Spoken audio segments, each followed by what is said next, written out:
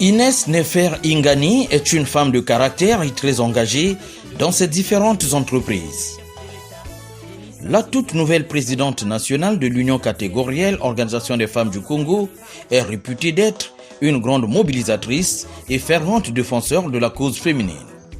En 2010, elle révolutionne le métier de femme de ménage, jadis considéré comme des bonnes, en leur offrant la dénomination de technicienne de surface.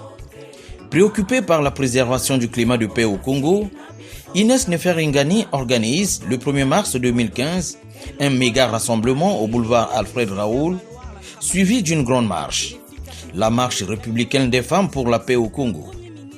Plus de 20 000 femmes, venues de divers horizons, marchent sur les grandes artères de Brazzaville.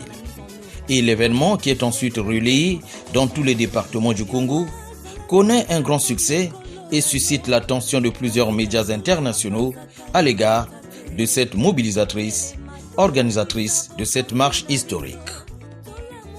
L'une des chevilles ouvrières de la lutte pour le changement de la constitution congolaise en 2015, Inès Nefer Ingani s'illustre dans plusieurs actions dont l'objectif reste de susciter l'adhésion des Congolais pour le changement de la constitution de 2002, jugée caduque face aux exigences sociales du moment.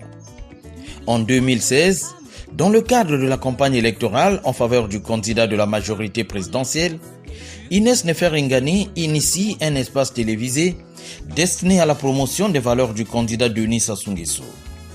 L'instant DNR a eu le mérite de recevoir pendant 2 semaines une 60aine de débatteurs sur des questions politiques, économiques et sociales. Et cela avec la participation d'un public habillé aux couleurs de la DNR, la dynamique pour la nouvelle République. Et justement, en sa qualité de directrice de campagne du candidat Denis Sassou Nguesso au sein de la DNR, Inès Nefer Ingani organise des meetings en plein cœur des quartiers sud de Brazzaville comme Bakongo et Makelekele et dans plusieurs localités comme Dolizy et Oyo.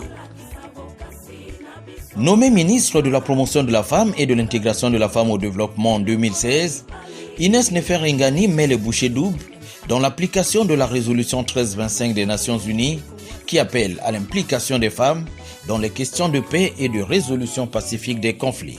C'est ainsi qu'en 2017, en pleine crise du Poul, elles seront à Kinkala afin de parler aux femmes qui, à leur tour, se doivent de convaincre leurs époux et enfants afin d'enterrer la hache de guerre.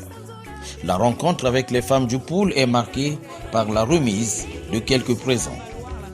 Initiatrice de la parade du 8 mars dans le cadre de la célébration de la Journée internationale de la femme, elle organise avec succès, et cela 3 fois consécutives, ce grand défilé des femmes à Brazzaville en 2017, à Pointe-Noire en 2018 et à Imfundo en 2019. Il s'est de noter que toutes ces parades du 8 mars ont été placées sous l'autorité de la première dame congolaise, Antoinette Sassou Nguesso, épouse du chef de l'État, marraine de cet événement.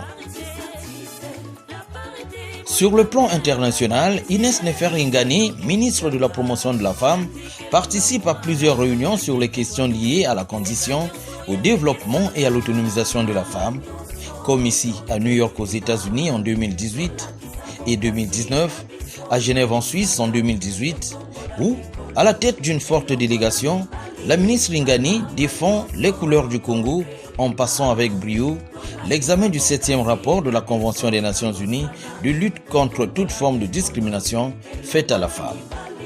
Sur ce plateau d'Africa 24 à Paris en 2019, elle revient également sur la condition de la femme congolaise et la liste n'est pas exhaustive. Déterminée à défendre et à faire évoluer la situation de la femme au Congo, Inès Nefer Ingani arrache l'organisation et le lancement au Congo du réseau des femmes leaders pour l'Afrique. La cérémonie, très riche en son et en couleurs, est marquée par la présence de plusieurs personnalités nationales et étrangères, telles Benita Diop, représentante spéciale pour les femmes de la Commission de l'Union africaine à New York aux États-Unis.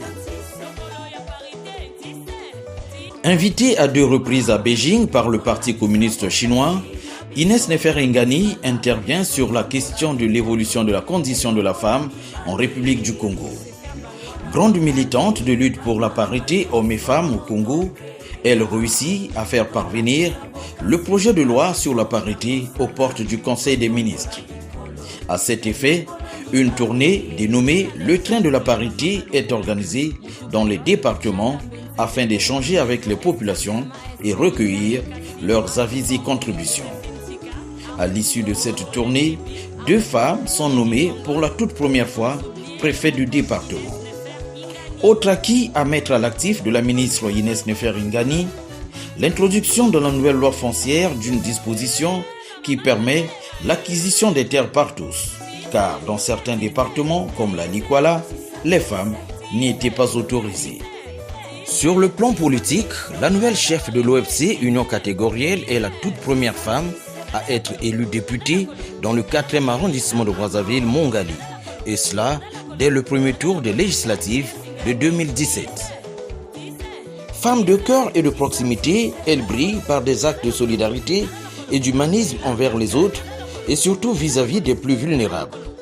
L'action Bol de riz, lancée depuis 5 ans dans sa circonscription, l'érection des forages d'adduction d'eau potable dans les comités de quartier sont quelques illustrations du côté humanitaire de la nouvelle présidente de l'OFC. Membre du bureau politique du PCT, Inès Nefer-Ngani fut aussi secrétaire à la culture et au sport de l'Organisation des femmes du Congo depuis son congrès constitutif de 2013.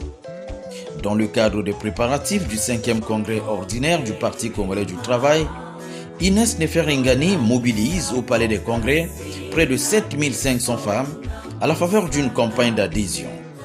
Une épreuve de haute facture couronnée à l'issue du congrès par son entrée au sein du bureau politique du PCT. Union catégorielle aujourd'hui, l'Organisation des femmes du Congo fut à l'origine l'Union révolutionnaire des femmes du Congo UREPSI. La nouvelle présidente exécutive de cette union catégorielle est bien heureuse de la mission qui lui incombe désormais, mais elle n'ignore pas le poids de ses responsabilités.